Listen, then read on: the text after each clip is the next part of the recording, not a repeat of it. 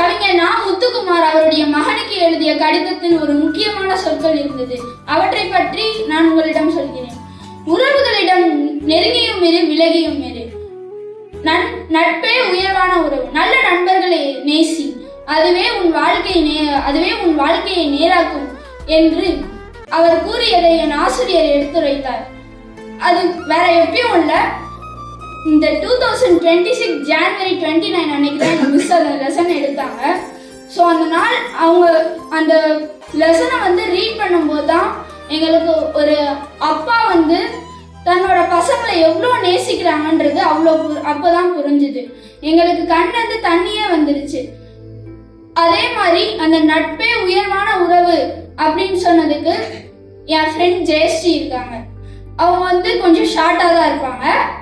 But அவங்க கொஞ்சம் competitive எங்களுக்கு படிக்கிறதுல இருந்தாலும் அவங்க என் மேலே எந்த ஜெலஸும் பட மாட்டாங்க, நார்மலாக பேசுவாங்க.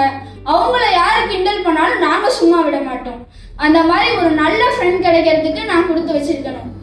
நீங்களும் நல்ல நண்பர்களை என்னை போல சேர்த்துக்கிட்டீங்கன்னா உங்கள் வாழ்க்கையும் நேராகும். தேங்க்யூ.